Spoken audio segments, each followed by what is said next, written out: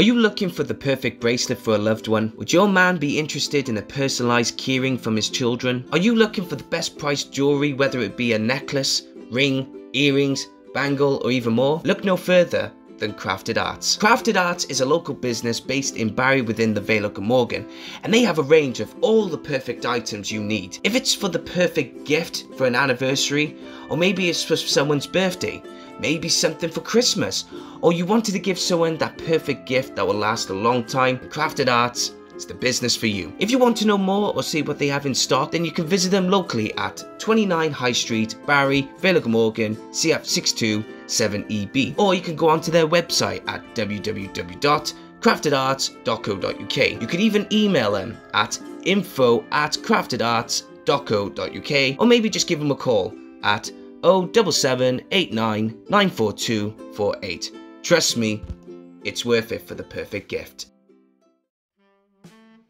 The best thing about Creative Space is that we don't just want to encourage people in being creative in TV, film, or even theatre. We also want you to be creative in a variety of other things as well. So do you want to have experience in making jewelry? Do you want to pick up a hobby but do not know what to take or where to start? Then look no further than the Vale Jewelry Workshops. Vale Jewelry Workshops provides the best experience in teaching you how to make the best sterling silver jewelry. They will help you make a range of silverware, including rings, bracelets, and many more pieces. You will learn the basic silversmith skills such as soldering, texturing, shaping, and lots more. Not only do the workshops provide the experience for adults, it also provides the best experience and fun for children as well. So if you want to learn on how to make sterling silver jewelry, and if you're very interested, go onto their website at www.valegewelryworkshops.co.uk or get in touch with them via email at info@valegewelryworkshops.co.uk, or even phone them at 07789 794248.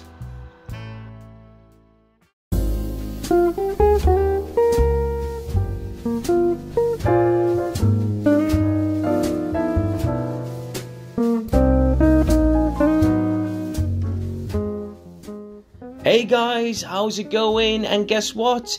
My name is Rhys of Creative Space Podcast, and I am your host truly, of course. And that's not the guess what part. The guess what part is that it's October. Yes, we have come into October, and what features in October time? That's right, Halloween. And when it's Halloween, we always have horror movies. Horror movies and horror television shows, we have it all. So I figured, you know, I should try and get maybe 1 or 2 podcast episodes to have the theme of Halloween, the theme of horror, or whoever, you know, to come on the show and talk about their projects in the horror movie genre. And the first one that I've done is Naomi Grossman. Now, Naomi Grossman, she is the woman behind the character Pepper in American Horror Story, and she was just a sweetheart. I loved her, and I loved talking to her. She was just full of energy, and of course we couldn't mention American Horror Story as it is because of the SAG-AFTRA and the WGA strikes that are going on in Hollywood, so we had to improvise and mention a few people here and there, including Jessica Lange, Ryan Murphy, and James Cromwell. But guys, without further ado, let's get into it. It's me and Naomi Grossman on Creative Space Podcast. Naomi Grossman on my podcast today. How are you? I'm well. How are you? I'm fine. It's 9 o'clock here in Wales, and it's just the sun is about setting down, and it's all sunny on the Pacific side of America. So, and it's gonna rain in a couple of days, so I'm crying inside. Aww. God, so I mean, how? I gotta ask. I mean, I know we talked about this before I press recording. Let's address the elephant in the room. The SAG-AFTRA strikes, the Writers Guild America strikes. Now, for you as an artist, how important is it for our audience? Because I think you are the first person, and these are pre-recorded, by the way. You are the first person that I'm asking about the strikes. You know, so what is it like for you as an artist, as a performer? How important are these strikes, and what is the goal here, in your opinion? I mean, I think it's really important when you think about what's at hand. I mean, the landscape has totally changed.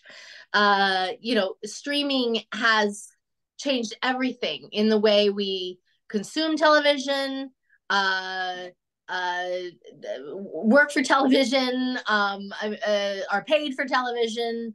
Once upon a time, we would get residuals every time, our episode aired, we'd get a check. Well, now people are binging, so there's no record of like what they're watching, and so we get paid like a fraction of what we used to be paid. In the meantime, these streaming services are getting paid. I mean, it's insane. So, I can't go on here and tell people don't, everybody cancel your, XYZ subscription. Obviously, I'm not going to do that. I want to work for XYZ, right? But at the same time, I mean, that's what we really need. We really need like actors and writers for that matter to get together and just create our own streaming service, Yeah. so that well, I don't know, that's never going to happen, so I don't know what I'm saying, but the point is it's it's it's just become incredibly unfair. Like the monoliths, are just getting richer and richer, and then there's the people that are actually making the content. You know what, here, this is a better way to think about it. When I put a little clip on YouTube, okay, of my work, I'm automatically flagged. You don't own this. This is, FX, or this is Hulu or whatever, right? They immediately flag it as, you're trying to monetize this, and you can't do that without, paying us a piece. It's no different. Like, we're just saying, you gotta pay. Like, you have no problem using our content. You gotta pay for it. And the fact is, these old contracts that we, worked under once upon a time under the pre-streaming, residual model, were fine. But now that the game is totally changed, it's not fine. It's So that's all. We're just asking for, honestly, like equity and fair wages. Never mind protection against AI, which is a whole nother thing, which is actually quite scary. I mean, as much as like, I enjoy watching some of our more like conservative politicians, seeing them in drag and saying things that they obviously would never, ever, ever, ever say. That that's all computer generated. That's all AI. And as hilarious as it is, the idea that like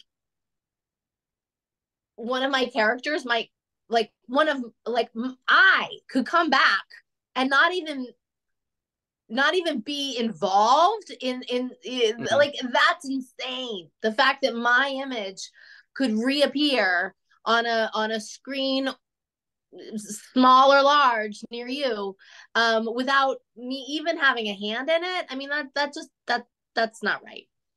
So It's weird because Tom Hanks, a few weeks ago, or maybe longer than that, I think he was asked about the question of AI, and he said that even then, when he's long gone, that he's worried that even then they're going to use his image to make films.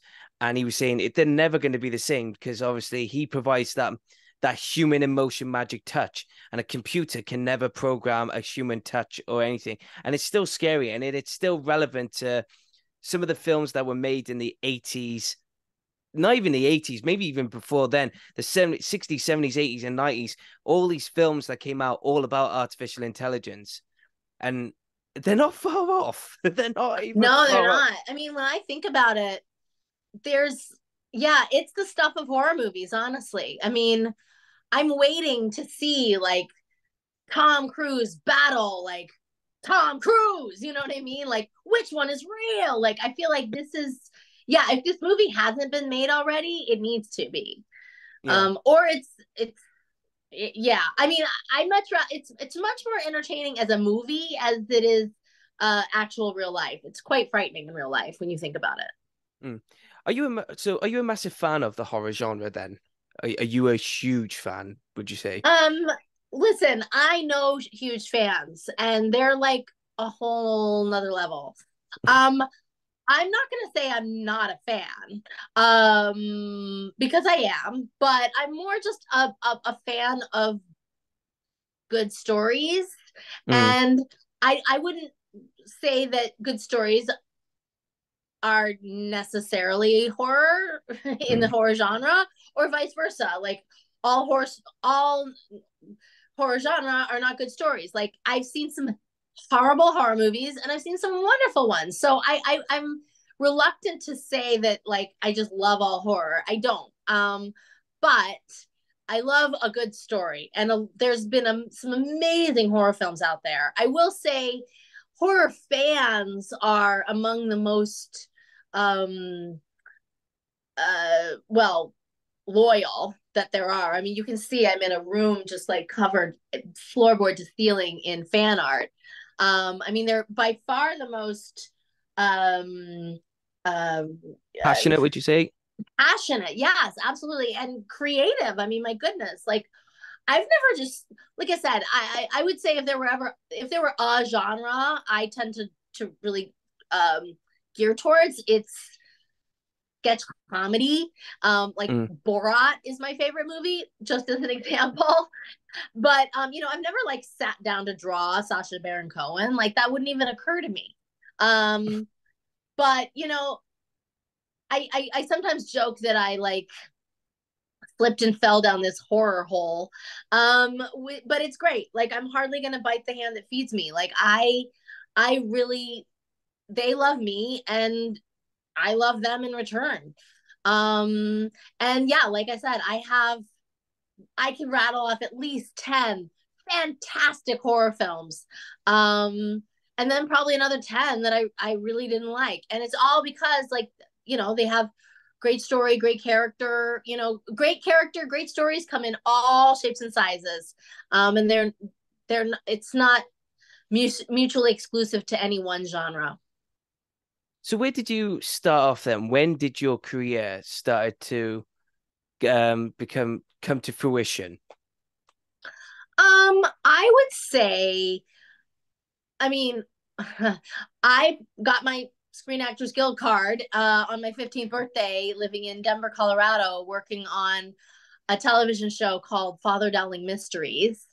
Um, so yeah, I mean, that was a big deal because I had to pay union dues. So I plunked down some $1,500 or something, which was a lot of money at the time, to be a professional. And that's before I could drink or drive or most be a professional in any other way. I would say obviously my big break was probably an American Horror Story, but that didn't come till 22 years later. That was when I was, well, I'll let you do the math, but so I mean it's yes, I had there were little spikes, but I think it wasn't until I was at Paramount getting my head shaved in preparation for season 2 Asylum that I was like, you know, I mean, that was definitely like next chapter. That was like a next level, which is a Mm. little heartbreaking. I was back at Paramount just last week, you know, at the picket lines. It's like, oh, it hurts your heart. I'm like, oh man, this is the place that like made me, and then just this week I was at Netflix where, I've got an upcoming project we can't talk about. And it's it's Netflix. I wish I could, but It's the nature of the beast, I as they get it. say. We've got to do something to make the changes that are necessary. So Mm. I was doing some research, and the question is, what was the groundlings to you, and how do you approach improvisation? So obviously it's a improvisation and it was a comedy club as well. So how did you get involved in that? And tell me more because obviously being based in the UK, I haven't heard of the Groundlings. I only did a little bit of research. So please tell us the story. Sure. The Groundlings is a comedy theater in Los Angeles on Melrose Avenue. It's it's kind of a like SNL factory. I don't know if you're familiar with Saturday Night Live, I'm Oh sure. yeah. Oh yeah. But it's obviously a very famous television show here. That sketch comedy. And of course, that's why I mentioned before that if there were a genre that I really gravitated towards, it's that. Um, so obviously, when I heard about this place, I thought, well, that's where I need to be. And it's a school. And then at the top levels of the school, they actually have what they call Sunday company. And then after that, the groundlings. So I was in the Sunday company, which means you're basically writing throughout the course of the week. Um, you have one rehearsal on Wednesdays in which they basically like pick their favorite pieces. You have Thursday to rewrite, Friday, Saturday to wig, costume, memorize, block, you know, do whatever you got to do. And then Sunday, you've got a paid audience, some of which are occasionally comprised of, you know, Lauren Michaels or whoever may be there. Some of which are groundlings who are deciding your fate, whether or not you're up or out. You know, it's definitely like it's a high pressure type of place. Don't get me wrong, like they need a reality show about the groundlings. It will never happen. But let me tell you, that would be some good television because it's in a way it's like Survivor. You know, we're all in this really high pressure situation where we need each other to be hilarious because you're only as funny as your, you know, weakest link, but you also don't want your fellow players to be too funny because then they're upstaging you. So it was, I mean, it was a very inspiring time. I would say the friends I made there were some of the just smartest, funniest, most brilliant people I've known. It was also a really unpleasant time. I mean, like I said, this you know this mental game of you know uh, uh how'd that go? Uh-oh, she's too funny. Uh-oh, he's not funny enough. I mean, that kind of thing. That it's Mm, exhausting. And I mean, we all know the anxiety of just like watching those reality shows. Imagine like kind of being on the island, and mm. that's essentially what it was. Just looking at your when I was looking at your filmography, um, I've seen loads of TV shows, seen loads of films, and of course, because you were at the Groundlings, and it was to do with theater and improvisation and comedy.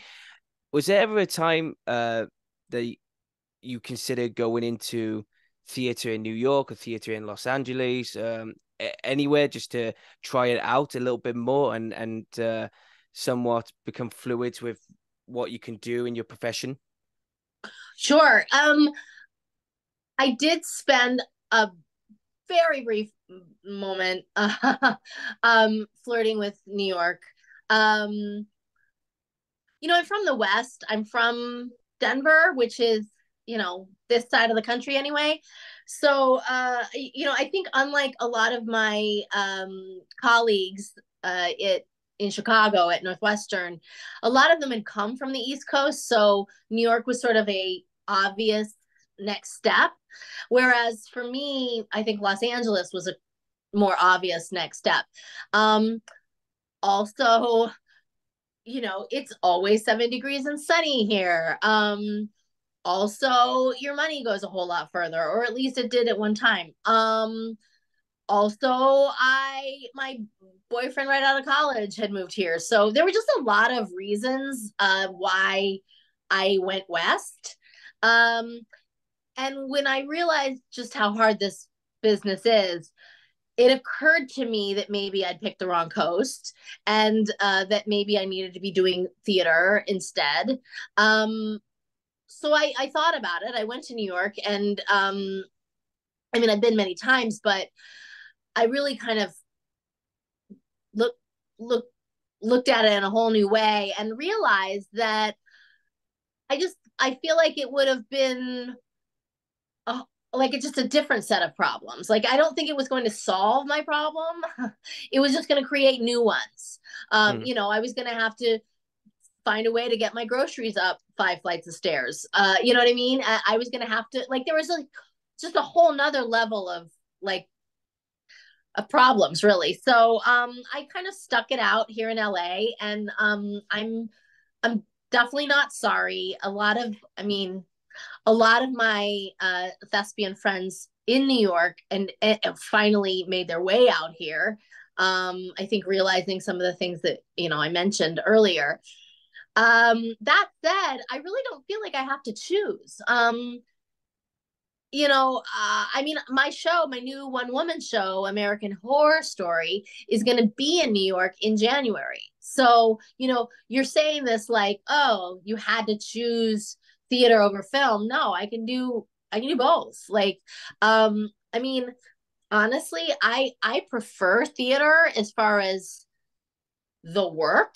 Like, there's something much more fulfilling about taking a character and letting her do that journey from beginning to end through the course of one evening, as opposed to breaking it up and, oh, today we're shooting, you know, uh today we're shooting the divorce, tomorrow we're shooting the affair, tomorrow the next day, like, and you're like, whoa, what are we doing? Like, oh, I cheated on someone, what? So I think there is something, film and television is not really an actor's medium so much as writers, or directors. We're kind of just props. Like oftentimes, it's move your head.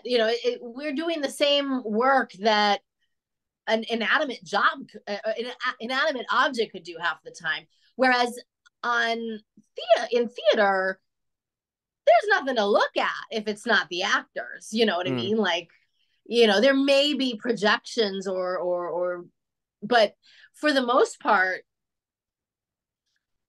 we're not, with film and television, the director is, and cinematographer for that matter, is able to manipulate what it is that the viewer sees. Whereas when you go to the theater, you're at the mercy of the actors, really, because Mm. all you see is that stage. And so, like I said, I think I enjoy the theater as a medium probably even more, but I can't help it. I like attention, Mm. and I want as many eyes on me as possible. And there's a finite number you can fit in a theater, whereas, shoot, streaming, it's however many subscribers. It's like half the world, right? So, Yeah. Yeah, and I suppose as well the discipline is different. I mean, we always the because when you got you can have, I mean, from your experience anyway, you can get to have so many chances from takes after takes after takes. But when it comes to this theater, you could have potentially maybe 6 to 7 months of rehearsals, or maybe a month's rehearsal, and you got to get it right within that same months or so, and then bam, you're out on the stage, you're in the open world theater, and the right. discipline is completely different. I mean, I hope to one day find out what the discipline is like on TV and film, because I mean, I'm a huge Tarantino fan, and it's weird to listen to him and talk about the art of, it's like there's the pictures, is the close-ups, is this that. But then when you mentioned the writer, I always thought of uh when I hear about the theater, the writer is more bigger than the actor. I don't know why. It's maybe because of the plays or something. Because every time when people talk about theater, they don't talk about, like in TV and film. They say, "Oh, Jessica Lange was brilliant in this particular film. Oh, she was Mm-hmm. wonderful." It's in the theater is Tennessee Williams is one of the greatest playwrights ever. Look at this play. Look what this person's wrote. Look what Arthur Miller's wrote, and you just think, freaking hell, what's going on? There's different worlds altogether. I Well, don't know if you because agree. how, again, it's a matter of like space and a finite number of opportunity to see Jessica Lange on stage. You know what I mean? Like we're like it's easy to turn on, King Kong and see her and that's just one of her many, many, many, many movies. But whereas to happen to have that golden ticket to see her in Streetcar Named Desire or whatever, you know what I mean? Like Yeah. it's I mean that's why, it's always going to be Tennessee Williams. Mm. He's the constant, and for that matter, she's the constant in Tootsie, because if it's not her in it, it's no, there is no Tootsie without Jessica. Yeah. You know what I mean?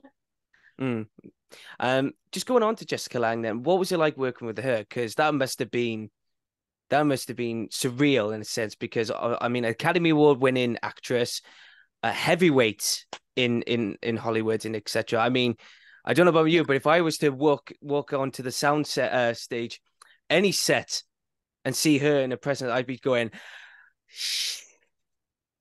Yeah. So what was it like? No, she's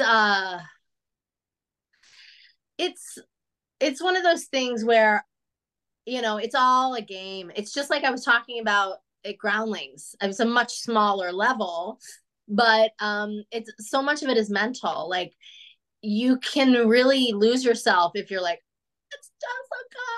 Whereas, I had to kind of stop and go, before you fangirl, they hired me too. They hired me the same way they hired her. And I've got a job to do, and no one else can do it but me.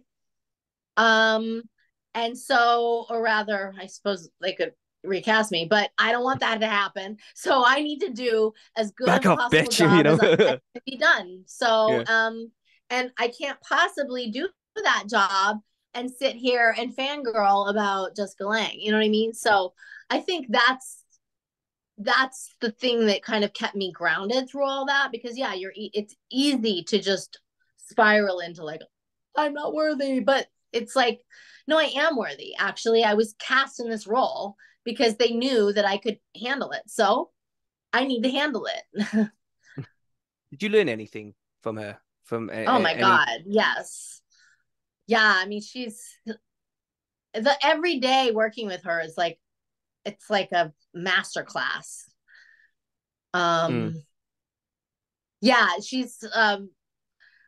I don't even know where to begin. She's just she's really like goals, actor goals. Like the fact that she can make, I mean, you can watch her just chew gum. You can watch her read the phone book. She can turn nothing into the most riveting drama, and it's amazing and inspiring to behold. I mean, she really takes her time, and that's something that I'm not great at. I tend to just like, and maybe it's from my own background. Let's face it, I'm not a Oscar, Emmy, winning actor from like from over the last 30 years. So 30, wait, I'm trying to do the math of how long she's been, what she's been, a Oh, legend. yeah. But the point is, I think, when you're developmental, I should say, and at this point I'm past that, but let's face it, when you're green in Hollywood, they're basically casting you just to support the star. So it's, want fries with that, scalpel doctor, or whatever, whether you're a nurse or a waitress, you're just there to, support the stars. And so I think as one of those people, I've been taught to kind of like push through because it's about them.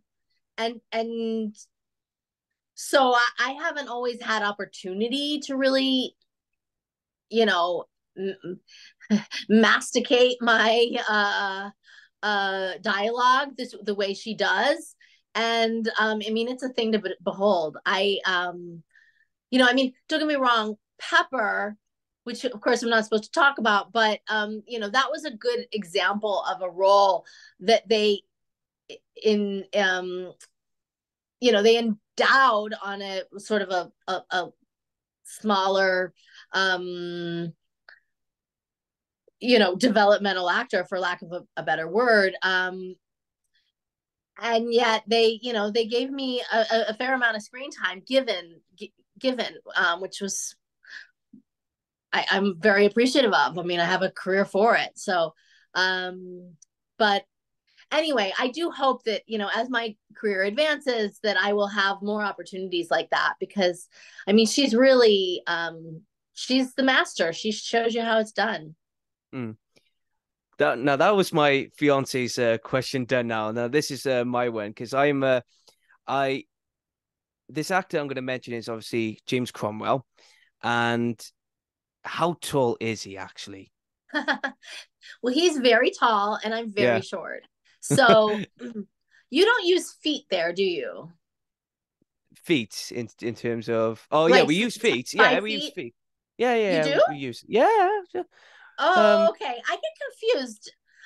You know, I know you use stones yeah, and not pounds, or you use pounds for to pay, but not pounds to to pay, weigh. Yeah, pounds to yeah, yeah. pay, but not to weigh.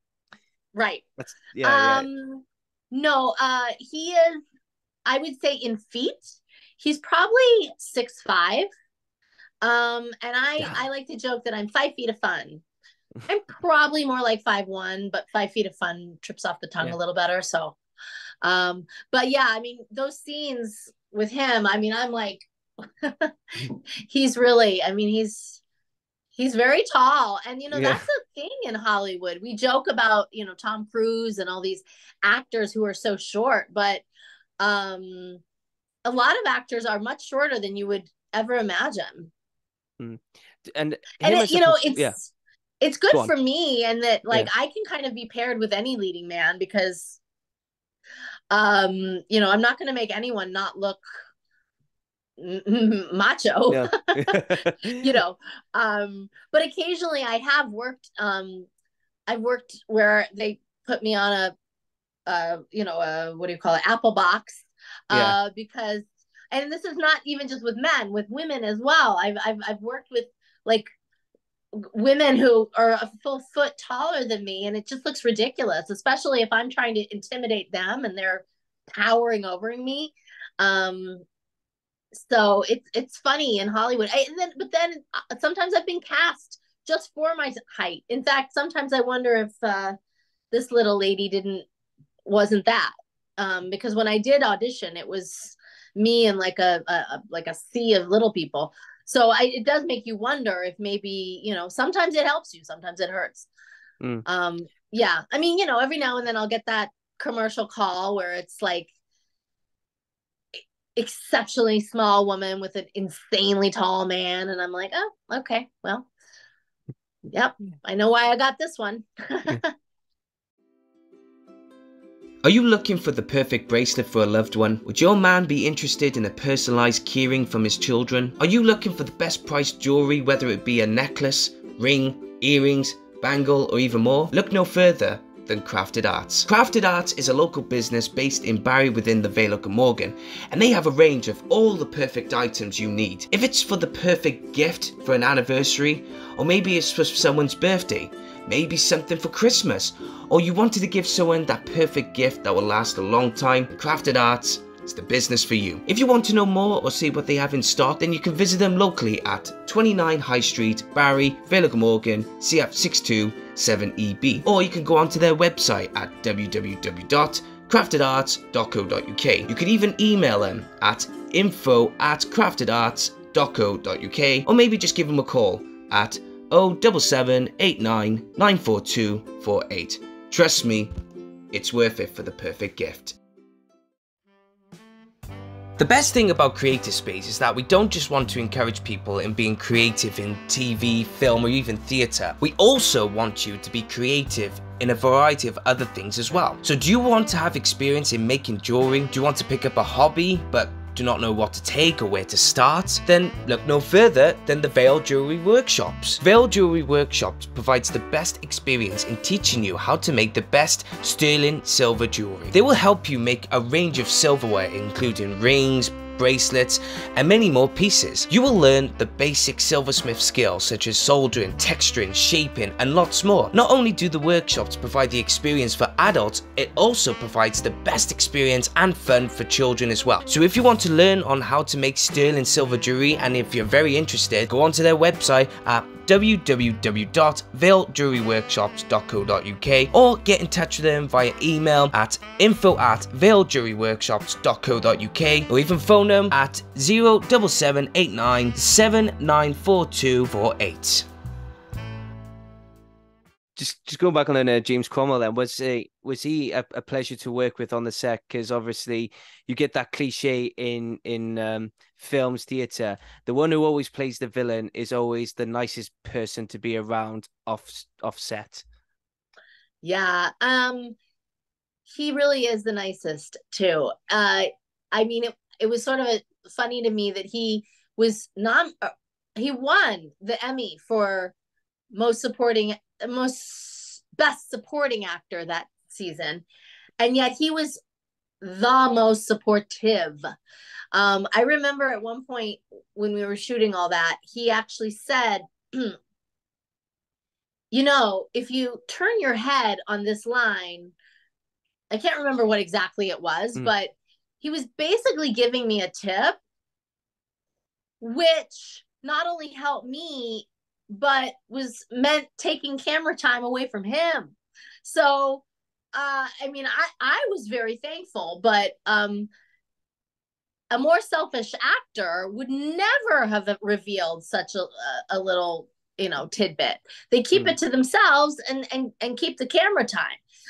By giving me that little, you know, intel, it meant, you know, screwing himself out of the shot. But I mean, arguably it made for a, you know, better storytelling as far as, you know, the cinematographer was concerned, and obviously it behooved me.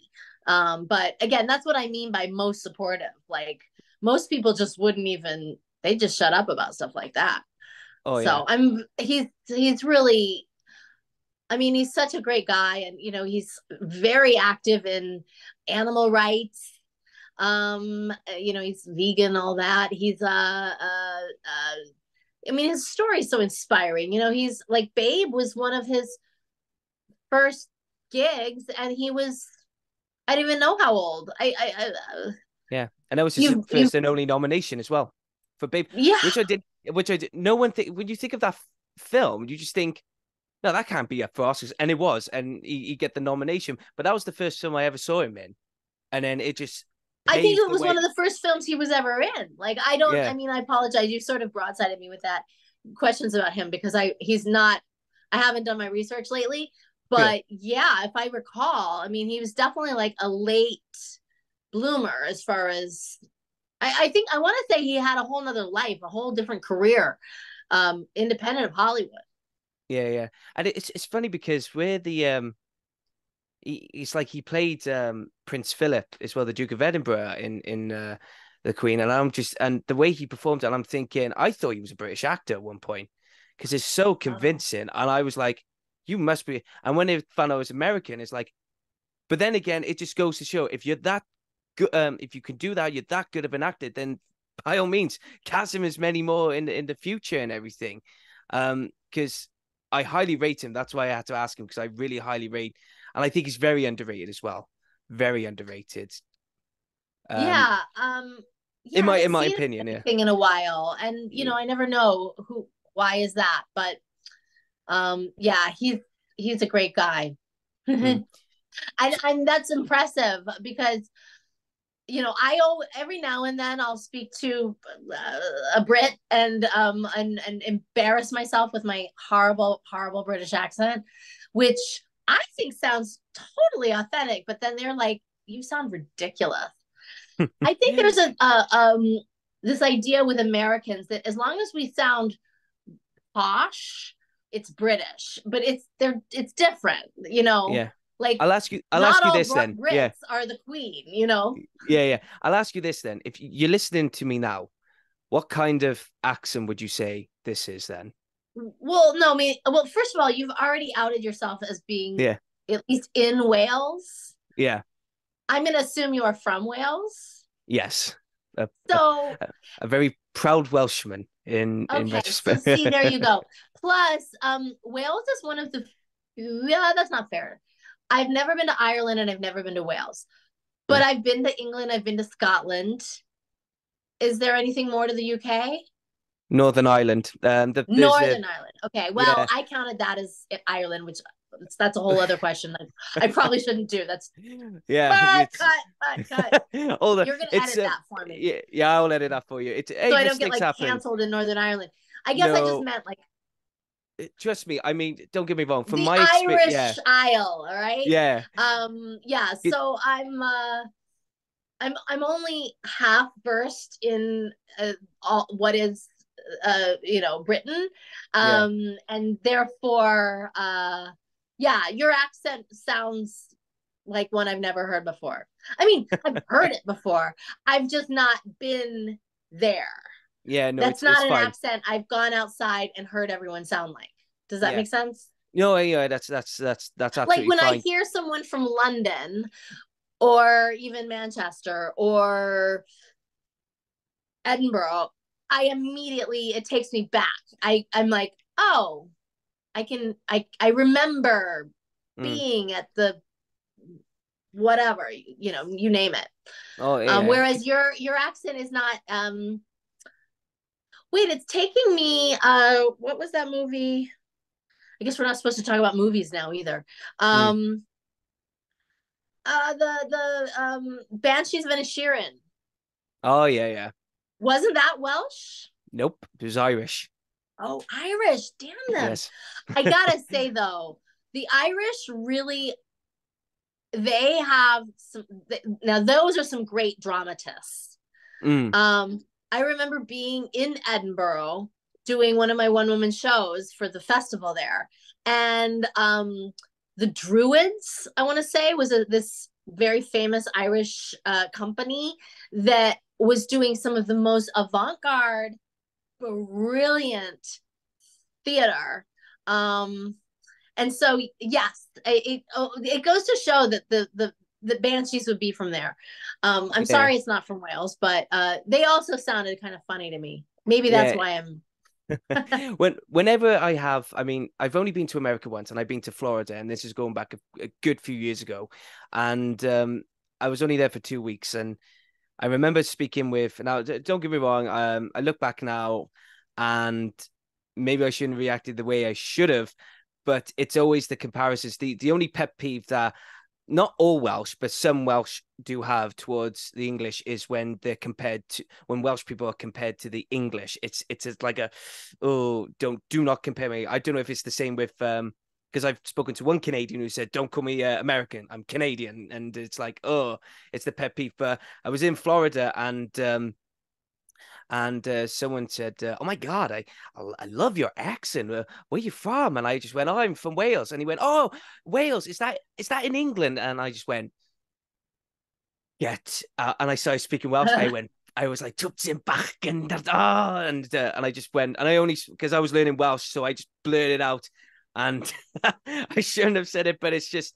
But then I've spoken to other Americans while I was there, and whenever you talk about Wales, they always say, "Oh yeah, Michael Sheen or Ewan Griffith or Richard Burton or Dylan Thomas and Shirley Bassey, Catherine Zeta-Jones," and I was like, "Thank God someone's selling Wales to for us." There you go. Yeah, yeah. No, I don't mean to.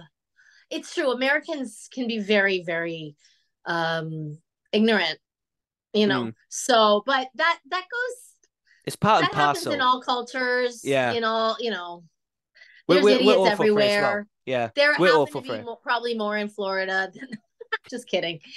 We have like a little game here, like uh Florida or fiction, where you hear this like sensational news story and you have to decide if it happened in Florida or if it was just made up.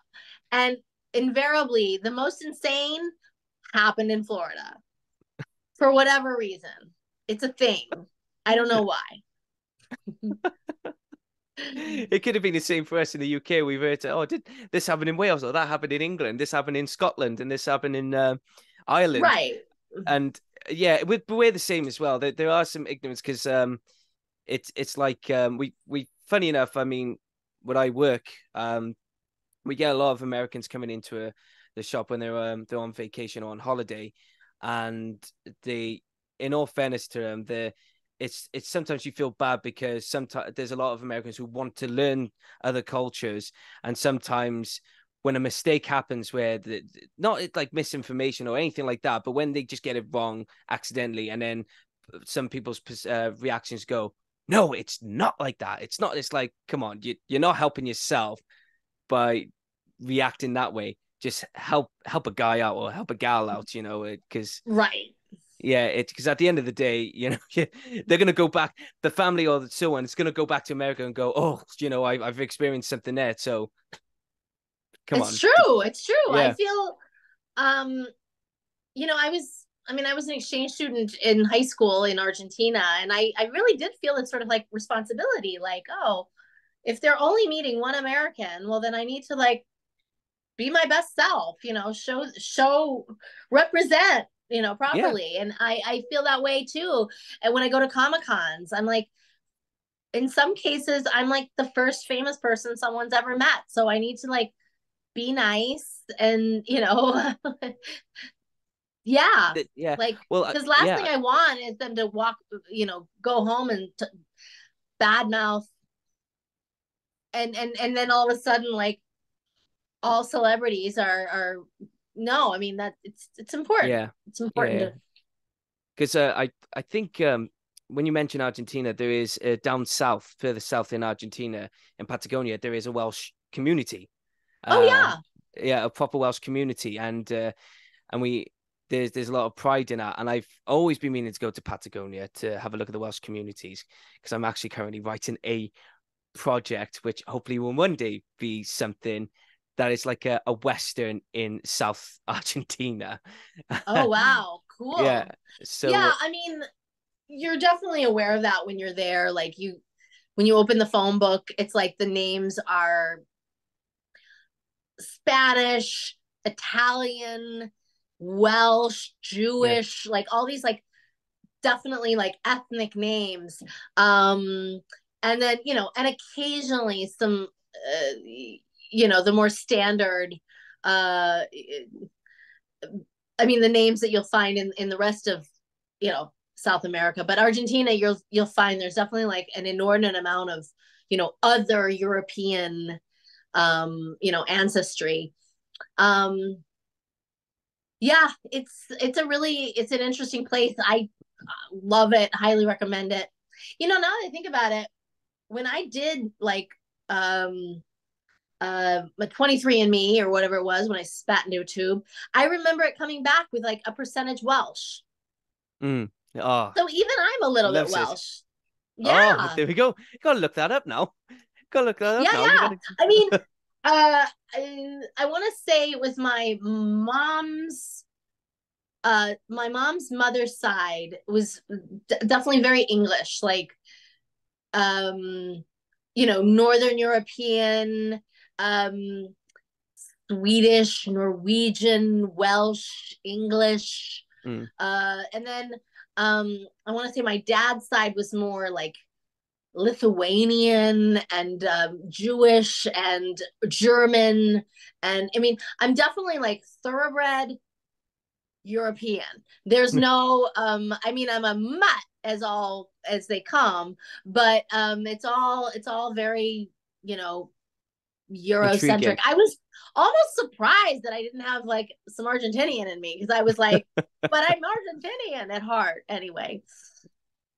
There's Any one person, yeah, there's one person I'm gonna mention, and I want to know about your opinion of him in terms of maybe as an auteur, or maybe he will stand in the test of cinema and television. That's obviously going to be Ryan Murphy. I mean, the guy is no disrespect to it, the guy's a freak when it comes to developing projects on the go. It's like every time I turn on the television and I see created by Ryan Murphy, executive producer by Ryan Murphy, I'm thinking, Jesus Christ, does this guy sleep? No, I know. It's amazing. And especially when you like get right down to it, they have it's a small office. Like they've got only so many people working for them. Like it's amazing when you like how many, like just how prolific, like you said, they are. I mean, he's a genius, obviously, and then he surrounds himself with other geniuses who are able to channel his vision perfectly. And I think to me, that's the special sauce. You know, um when he has his own vision so clear, and others do too, and he trusts those people because they are brilliant unto themselves, to nail his vision. It's and they get it right every time. It's incredible. There's not a dud, you don't see oh well, no, they're always awesome. Yeah. In with Ryan Murphy, what was it like to just be around him? Because every time I see someone who's I'll just see, for example, Robert England, because I met Robert England when he came to Cardiff to do a Comic-Con, and just being in the presence of Freddy freaking Krueger was just enough for me. And I took my little sister, well, at the time she was what was she? About 11 or 12. She was 11 or 12 years old, and I was like, "This is Freddy Krueger," and she was like, "What? What is going on here?" And then you could tell, just looking in the man's eyes, that he's been there, he's done that. There's magic in the eyes. So what was it like with Ryan Murphy as the filmmaker, the content creator, the director, the producer, the writer? What's it like just to be around him? I mean, again, I've already kind of mentioned that I'm not one to fangirl. Like I've got a job to do. I don't have time to be sitting there going, "Oh yeah, I'm among greatness." Like I am, but at the same time, like they're calling action any second now. So I can't be bothered with that. I got to put Naomi aside and concentrate on, who I am today. So, which is not Naomi. So, no, but I mean, anytime you're around, I mean, he's so brilliant. Like it's inspiring always. I mean, just like Jessica, it's a masterclass Mm. every day.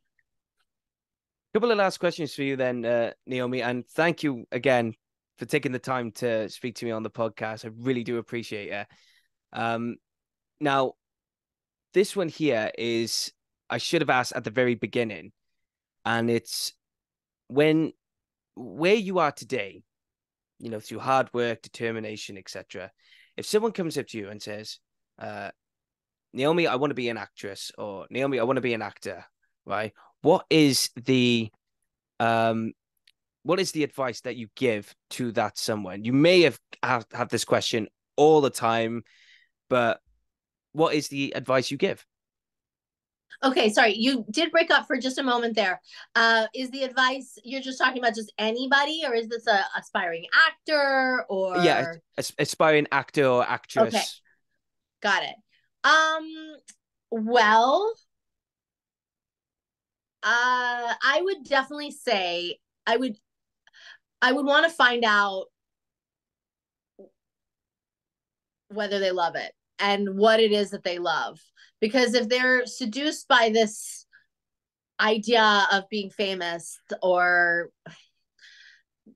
that's not the work. Like they need to love the actual work. Hmm. Because getting famous isn't guaranteed. And if, for that matter, if all you want to do is get famous, there's a million other ways that are much easier. So I mean, at the end of the day, you want to enjoy what you're doing. And so, and really look deep inside, why are you doing it? And if it's that I love inhabiting other characters and I love taking on like, you know, like taking on others, personalities and walks and talks and living through others, or that, now that's a reason, or I love, I mean, I could go on and on, all the reasons why you might love this job, as long as it's the job, you know what I mean? As long as it's the actual work and not, oh, well, I want to be on sides of buses. Well, you get hit by a bus and be on the side of a bus. Like, it's not like, make sure that you love it, like the work, because that's what you're going to be spending your time doing. And if you don't love that, well, then spend your time doing what you do love. I often tell people like not to have a plan B, because if you do have a plan B, you're already setting yourself up for not succeeding at plan A. And like in my case, I didn't even have a plan B because there was literally nothing else I wanted more. And I think that's really important. Like, if there's something else you could envision yourself doing, then you should be doing that, because this job is not, it's not particularly I mean, it's not very forgiving, quite honestly. I mean, I just this weekend I was counseling a friend who was saying, oh, my daughter, she's really cute. She's sort of ethnically ambiguous, which is very hot in Hollywood right now. We could put her in some commercials, get, pay for college. And I just think that's a really slippery slope. I was like, well, but does she want it? Like, does she like, don't just make money off your daughter. Like, if she's begging, if you put her in some, creative dramatics class and she just loves it and she's bit by the bug and there's just no coming back from it, like I was, well, then yes, as a parent, it's your job to sort of support your kid in whatever it is that they want. And so, yeah, I didn't give my parents a choice. This is it. And it was over. They're artists themselves. So I think they understood. I think they could acknowledge when a child is so, hell or high water, hell bent on, doing this thing. And I did it. But if the child is in the least bit wishy-washy, well, then for the love of God, like, honestly, do anything else. I'm sorry to be so like doom and gloom, but I just think people get into this so naively. They think it's not easy. Like, it's hard. It's really, really hard. And especially now, like with this strike, I mean, God, they're going to be, I hate to be so, Debbie Downer, but they're going to be greenlighting a fraction of the projects that they did prior. And we're all going to be desperate, out of work, vying for those same very few roles and jobs. And it's not going to be pretty. So all the more reason, if you do have a choice, save yourself. It was funny because when I was 13 years old, and I think I've said this story before, I can't remember which episode it was, but I remember my grandfather, who's still around, my grandfather, who was a father figure to me, and he is nowhere in near shape or form a very he hasn't got like an artistic bone in his body, right? He is a working man. He has worked since he left school, but he knows what I want, and he knows what the pursuit is, and he knows what's best in the right tone. Because I know a lot of people say, I know what's best for my son or daughter or whatever, but he knows, he gets it, if you know what I mean. And I remember just going for a part in a small musical in a junior kids production called Dracula Spectacular. And I got this part called Father O'Stake, and I was the only person to actually go for the part. Only because the only reason I went for it is because I get to kill Dracula Van Helsing style. I was like, yeah. And but 3 days after I got it, I got very nervous and petrified, because the thought of going on stage just made me sick to my stomach and everything. And even before all this had happened, I was doing things like playing rugby or doing kickboxing and everything. And every time I did these things, I just give up. It's like, oh, and they wouldn't even last a few months. So I remember saying to my grandfather, I went, oh, I don't know. I don't know if I could do this. I don't know if I could do this. And as much as it sounds harsh, you got to understand from his perspective that he's seen his grandson, his oldest grandkid, backing out of things. And it's like, well, what's he going to do in the future if he's going to do that? So he just turned around and went, and excuse my language, don't you fucking dare. I was like, don't you fucking dare do that. You're going to get through this, even if I have to drag you on stage myself. And you went, you're going to do this. You're going to enjoy it. I know you've got it. You will got it. It's just you're scared. I went, I will never understand it, but you're scared. You will get through it. He went, I promise you that. And he was just like that. But ever since then, I've not looked back. And at this moment, from the moment we're recording, I've got a play that is published into a script book. I've done a couple of credits on my own. I produce theatre shows of my own on stage in small and medium size. And it's all because of my grandfather saying, get up and do it, because I know you can do it. So right. Oh, good for him. Yeah. See, he's doing the opposite. I was like, don't. If you have in the least bit of trepidation, run the other direction. But I mean, I'm so glad that's worked out for you. Yeah, I think thank you. But see, now you've got the bug, and now you're like, I mean, it sounds like you're so glad that you did.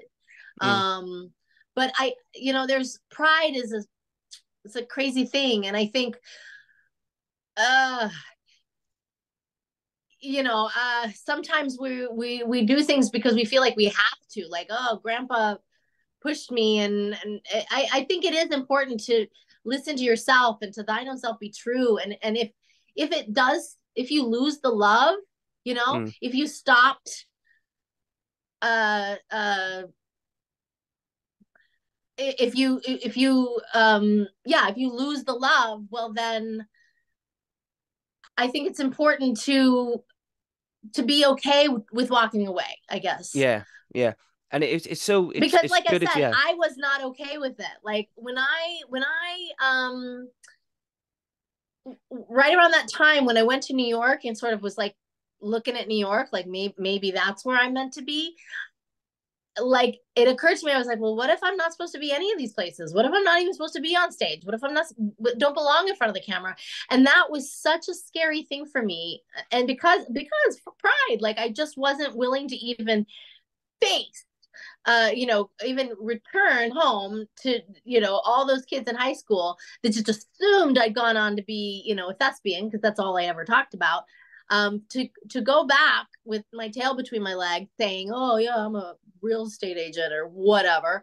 That was not gonna, that was like failure to me. And I couldn't, even though, like, let's face it, as if my high school cares, you know what I mean? Like, who cares? At the end of the day, you have to be happy. And so the same reason when I say I really didn't give my parents any choice. I didn't. I it's all I wanted, and it's therefore all I've done. And I'm I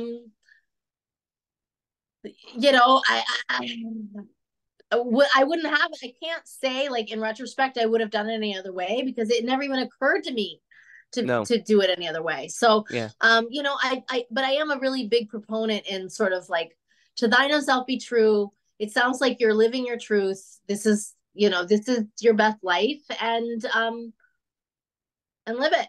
Yeah.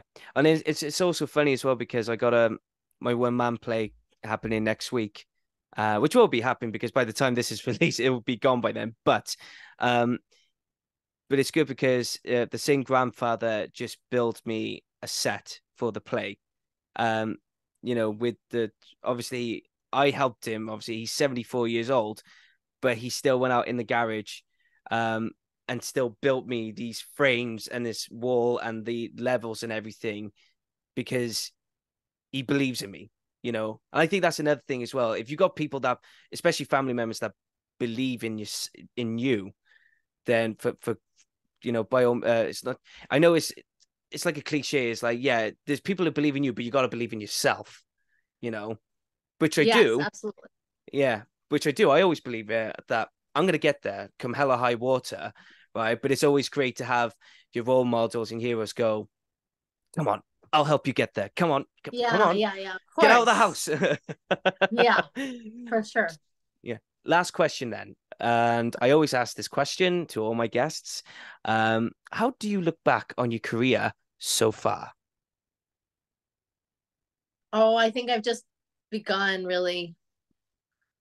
Yeah, I mean, I want to believe that I'm like going to be a Betty White or something, you know. They're going to like gurney me out off the set into the graveyard. Like I'm never going to quit. Like I'm never going to retire. Like when I know I've seen like financial planners and they ask about retirement and I'm like, what do you mean? Like I'm never going to do that. Like I don't like I don't work enough as it is. Like between the strike and the fact that actors, you know, let's face it, I work 70 hours a week and only actually, you know, clock in maybe a few days a year, you know. So no, I'm going to work until I can't possibly. Yeah. So yeah, so that's why when you think about it in terms of like the long range scheme, I've just begun.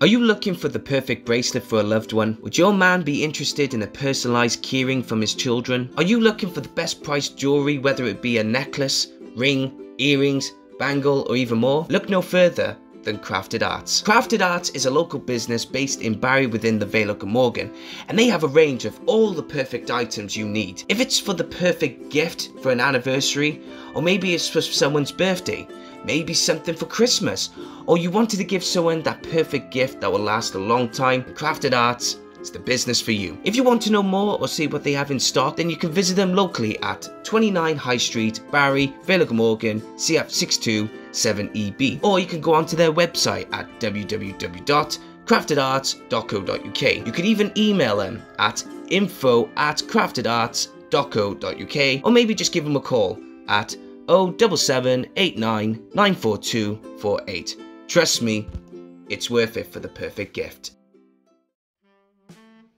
The best thing about Creative Space is that we don't just want to encourage people in being creative in TV, film or even theatre. We also want you to be creative in a variety of other things as well. So do you want to have experience in making jewellery? Do you want to pick up a hobby but do not know what to take or where to start? Then look no further than the Vale Jewellery Workshops. Vale Jewellery Workshops provides the best experience in teaching you how to make the best sterling silver jewellery. They will help you make a range of silverware including rings, bracelets and many more pieces. You will learn the basic silversmith skills such as soldering, texturing, shaping and lots more. Not only do the workshops provide the experience for adults, it also provides the best experience and fun for children as well. So if you want to learn on how to make sterling silver jewelry, and if you're very interested, go onto their website at www.valejewelryworkshops.co.uk or get in touch with them via email at info@valejewelryworkshops.co.uk or even phone them at 07789 794248.